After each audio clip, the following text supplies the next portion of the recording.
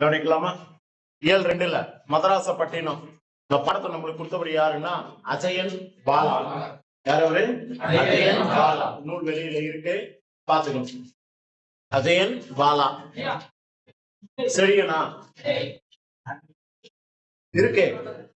இது ஒரு தொகுப்பு நூல் தானே கொடுத்திருக்காங்க பாருங்க. மதராசப்பட்டினம் தானே. ஓ, நான் திரைமொழிக்கு போயிட்டேன். சோ சாரி, திரைமொழின்னு சொல்ல வந்துட்டேன்.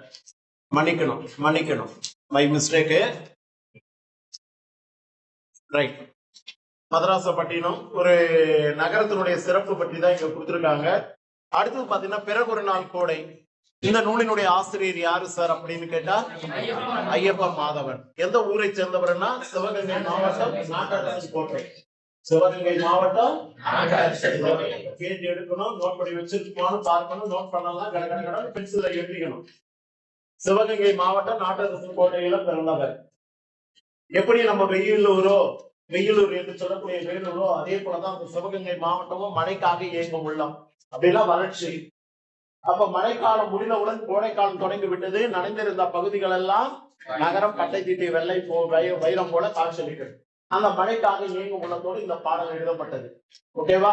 இவர் எழுதின நூல்கள் என்னென்ன அப்படின்னா மழைக்கு பிறகு மழை, நான் என்பது வேறொருவன், நீர்வெளி, இது எல்லாம் இவருடைய கவிதை நூல்கள். இவர் இயக்கிய ஒரு குறும்படம் இன்று. இதை தவிர இவர் எழுத கவிதை தொகுப்பு நூல்கள் ஒன்று தீயின் பிணா. முதல் கவிதை ஐக்கிய கவிதை. தீயின் பிணம் என்பது இவருடைய கவிதை தொகுப்பு நூல்ல ஒன்று. சாலிட்டரி என்பது என்னொரு குறும்படம் சொன்னேன். இன்று என்பது உங்களுடைய பாடபுத்தகத்துல கொடுக்கக்கூடிய குறும்படம். எங்க பார்க்கணும் நூல்வெளி எங்க இருக்காத கை போட்டு மூடிட்டே பார்க்க. புரிஞ்சுதா? வாழும் கவிஞர் வாழ்ந்து கொண்டிருக்கக்கூடியவர், மழைக்காக இயங்கும் உள்ளம். இதுல நுழைவுன்ற செய்தியில பாத்தீங்கன்னா அழகா ஒரு 2 அழகு சொல்லி இருப்பாங்க, 2-3 அழகு சொல்லி இருப்பாங்க. அந்த 2-3 அழகு என்ன சார் அப்படின்னா இந்த செய்யுள் பகுதியில பகலும் இரவும் சந்திக்கும் அந்தி அழகு, கடலும் கரையும் சந்திக்கும் ஓரம் அழகு.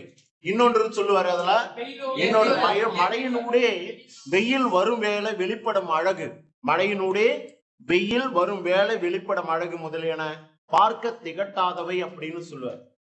ஒண்ணு இணைகிற போது 2 புது அழகு. ஒன்று பகலும் இரவும் சந்திக்கும் அந்தி அழகு, 2வது கரையும் கடலும் சேரும் ஓரம் அழகு, 3வது மழையினுடைய வெயில் வரும் வேளை வெளிப்படும் அழகு.